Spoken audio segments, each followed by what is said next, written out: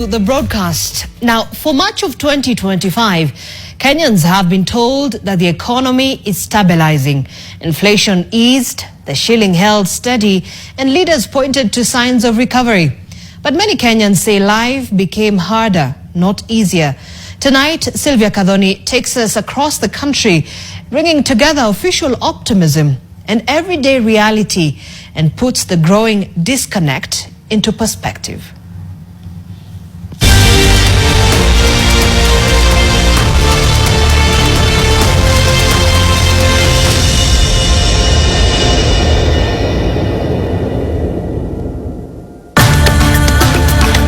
If you want to understand Kenya's economy, don't start with graphs or speeches. Start in the markets, the workshops, and the back streets where people earn daily wages. That's where this story begins. In the courage of our young people. During the State of the Nation address in November, the president said Kenya's economy is strengthening, backed by positive assessment from global economic observers. The world's most respected economic assessors and market sentiment are affirming that what we already know, that our economy is strengthening. Our prospects are brightening. On paper, it looks like a good year. But if you want to understand the economy, ask the people who live it. Most Kenyans seem to be seeing from different lenses. Some say this stability has not translated into cash in the pockets, meals on the table, or relief from everyday pressure. In Makueni County, shopkeeper Benson Wambua says the diagnosis is much shorter. There is simply no money. Lakini ile shida tuko nayo katika nchi yetu, pesa ndiye imepotea kabisa. Hata ukiuziwa na bei ya chini, hata pesa kwa mfuko hatuna. Tumeumia sana katika mifuko zetu. Na ndio nasema zile vitu za lazima ambazo mwananchi anategemea, pesa kwa mifuko yetu haina pesa.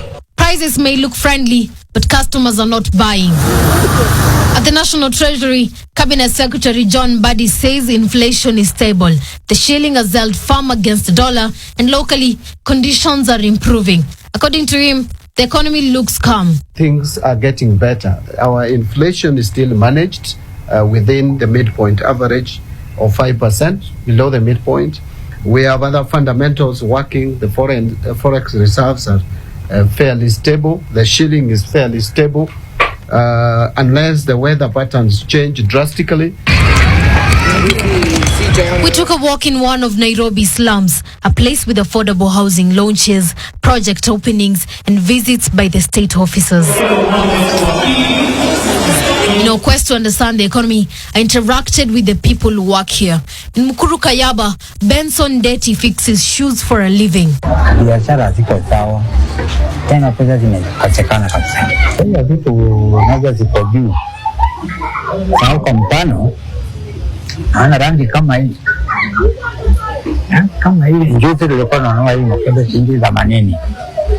Sasa hivi tunauziwa 180. Sasa hii. Kwa hiyo vitu zinaendelea na kwenda juu. Hali si nzuri kabisa. Hao wenye wanasema hali ni nzuri, hiyo ni kudanganya, wanadanganya. Hali ni mbaya. For him, stability does not reduce cost. And just a few steps away, Mitri Vizengwa runs Goshen Salon. She owns the space, she has the skills, but customers are few. She says the government should take a closer look. Ingekuwa poa kama wangetutembelea sisi watu wa huku chini, wakituangalia. Barabara zilibomolewa, watu wa biashara tukabomolewa huku chini, watu wakahama, so biashara zikakuwa chini kuanzia hapo.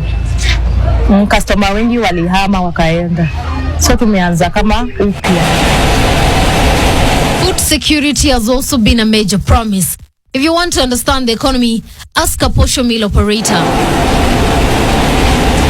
Catherine's machines are ready, but Main's is not. She says supply shortages make consistent operations difficult. Kusema ukweli, biashara saa hii hatuwezi sema ni nzuri, lakini tunang'ang'ana. Sababu unapata saa hii wengi wananunua mahindi, lakini mahindi yenyewe haipo.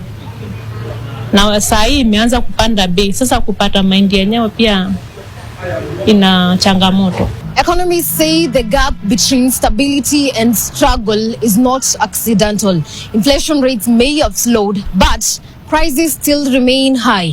At the same time, new deductions like the affordable housing contributions reduce disposable incomes. So households now are left with less cash to spend. While launching the Mau Summit Road, the president said infrastructure projects would create jobs. In a TikTok video shared online, the message was clear.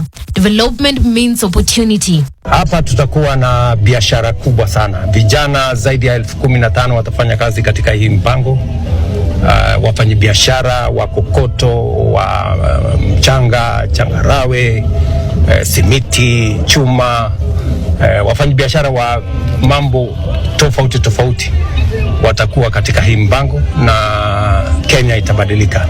Economists agree that development creates activity, but they say the government does not directly create jobs. The government does not create employment. Like ultimately, their job is not to create employment.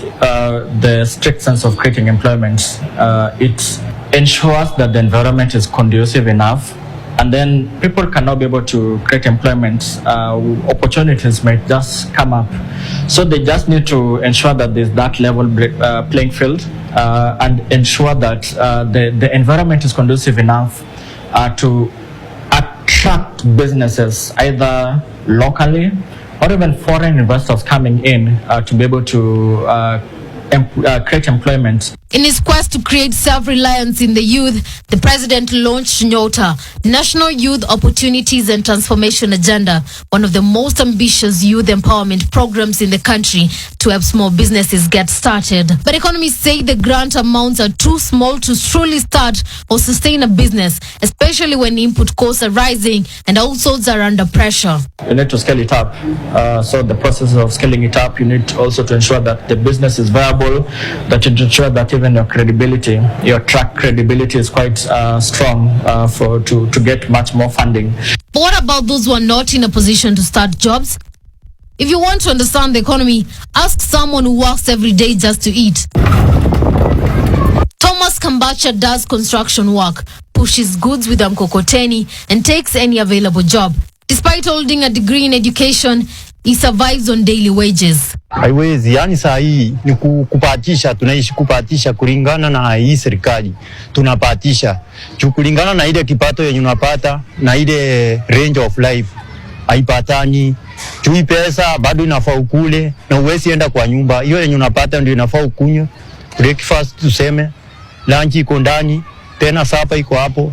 Maybe ukai karibu na mahali unafanya hii mboka, tena inabidi fare pia iko ndani. So unapata na kitu kama so. In the same market, Mary Mbithe sells vegetables while battling arthritis. She says economic conditions do not allow her to skip a day. Tupumzike tukule nini? Hakuna kitu ya kukula. Sina msee, ni mimi tu. Tutakula nini? Bei ya chakula bado iko juu. Hata watu wanalala njaa. Usione watu wakitembea ni kama wako na kitu. Watu wanalala njaa. Yu kama mimi hapa napika kideli na hiyo kideli bado iishi na ni kidogo sana. Kwa hivyo kasi iko chini, pesa hakuna. Sijui serikali ilipeleka pesa wapi. At the same time, disposable income is shrinking. Contributions for affordable housing, social security, and health insurance mean workers take home less money, leaving them with less to spend on food, rent, and other daily needs. Wengi sana wanaongelea ile kuongezeka kwa taxes na zile levies ambazo zinakuwa levied kwa payslips most of wanachama wetu. Wafanyabiashara pia wanasema ile uptake kama purchasing from customers iko chini. Mimi kwa upande wangu nasema uchumi imekuwa kali sana. Kama watoto iko baka wenye wajasoma mwaka hii juu ya uchumi ya pesa. Kwa hivyo tunataka rais wetu atuangalie kwa sababu watu sisi kama sisi wenye tuko kihali ya chini sana. And because of the nexus between what's the people within the formal sector are the ones who now purchase goods or services in the informal sector, or there's that nexus, or the case that you started with the mama fua and all that, is people within the formal sector the ones who call the mama fuas and all that to be able to offer services to them. Because your disposable income has shrunk, that is that is not possible. Not possible.